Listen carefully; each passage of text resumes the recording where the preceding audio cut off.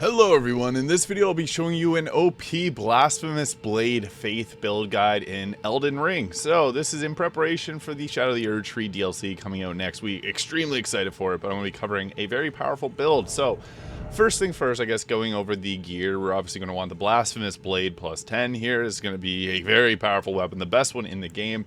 I'm also using the Erdtree seal, which requires 40 faith, but we want to go all in on our faith here, and I'll show you why. Now, I'll go, I guess, over to the stats here. So we got our level 150. So if you're a lower level than this, I would recommend getting your vigor up to 30 first, and then you can proceed to add more as you find that necessary. I like having around 50 vigor because some of the bosses hit extremely hard. Now, mind at 35, endurance at 28. These two can be swapped around depending on if you find yourself running around a bit more or requiring more mana. FP, I guess. Strength at 22 and dexterity at 16, because that is what's required to be able to equip this. We went a little bit over on dexterity just for simplicity's sake, but yeah, 22 strength, 16 dexterity, and put the rest into our faith. So 58 faith is going to give us a lot of damage. So we can use a couple different strategies here. I would also recommend, if you want to take some points out of other stats like mind, you can add to Arcane and make it 15 because we'll get a lot of spells that are very useful. But the typical strategy, I guess, would be to use Blasphemous Blade for pretty much everything because it's extremely powerful. Now, I'm using the Great Helm, Blue Cloth Vest, Bull Goat Gauntlets, and Veteran Greaves. What you want to make sure is that you get your poise up to at least 51 or 56. Those are two cutoffs for poise. I go all in because you can deal a lot of posture damage with a higher poise, so it's always nice to have. I'm using the Bull Goat Talisman to accomplish that. See, if we go back, we have 57. 57 is above that 56 threshold that I mentioned, but even having higher is nice. Shard of Alexander, or the Great Jar Shard, or Warrior Jar Shard, boosts the attack power of skills. We're going to be using skills often, so the Carrion Filigreed Crest, which lowers FP consumption on skills, is also extremely nice on this build. And then the Dragon Crest, Great Shield Talisman. You can swap these around. Like, if you're fighting the Elden Beast, I would recommend throwing on the Halig Drake Talisman plus 2, which is found pretty much where I'm at right now in the game, because it's going to increase your Holy Resist, which is what most of the Elden Beast deals for damage. So yeah, this is the build here. I'll give you a bit of an overview of the overall strategy. So Blasphemous Blade, your L2 is extremely strong. As you can see, it can take out enemies there, and the damage it does is incredible. So it'll also heal you. As you see, there's that red aura coming around our character. So the heal that it brings is super nice. I'm using Flame Grant Me Strength, as you saw there. We weren't able to kill them in one shot, but with Flame Grant Me Strength, it's going to buff this up to the point that you can take them all out no problem. So I would highly recommend having the Blasphemous Blade alongside Flame Grant Me Strength. I'm going to go back, reset this area.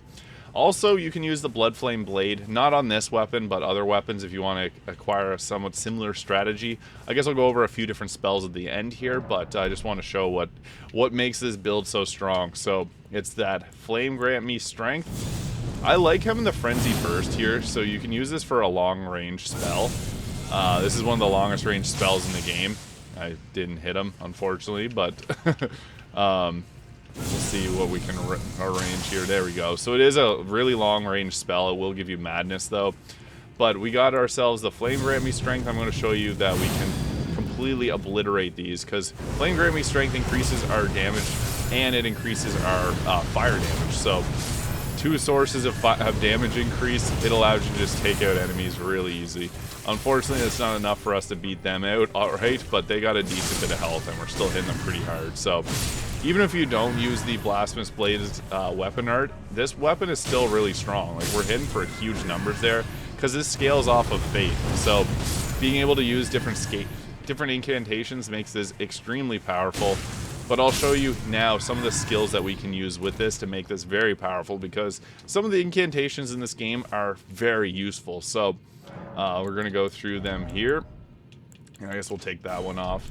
But some of the best ones would be the dragon ones. Like, that's why I mentioned getting your arcane up to 15 lets you use Exyke's Decay, but even a 12 arcane will allow you to use Rotten Breath, and Scarlet Rot is extremely useful in this game.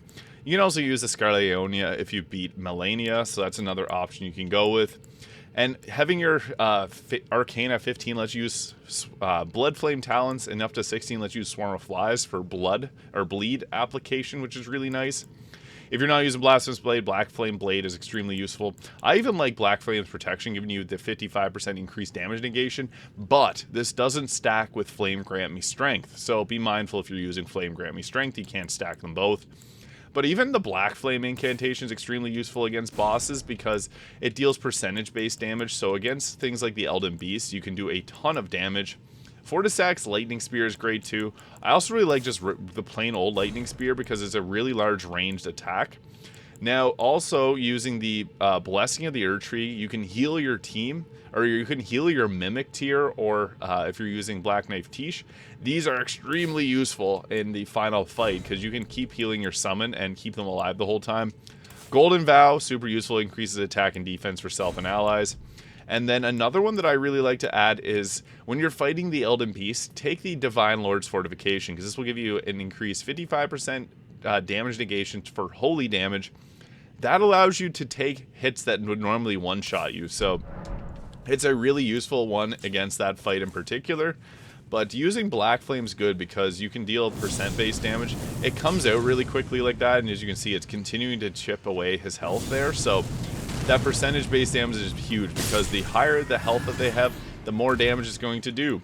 Lightning Spear is another great option because you can hit from range and it comes out really quickly. I also like using it against like Melania because you're able to throw this at her while she's in the water and it'll deal extra damage. Blessing of the Erdtree is awesome just for that heal, and you can give that to your Mimic. But yeah, Golden Vow is another really awesome spell. It increases your damage negation and your overall damage. Divine Lord's Fortification, enough said. But you can completely buff yourself up and become an unstoppable force to be reckoned with in Elden Ring. So yeah, I just want to show off this Blasphemous Blade build because this is one of the strongest weapons in the game.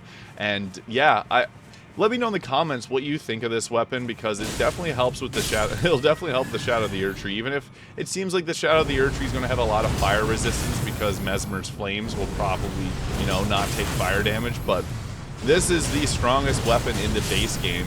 And as you can see, we are taking damage, but you're able to heal it back. So even if we let that guy hit us there, we can go back and get our health back really quickly.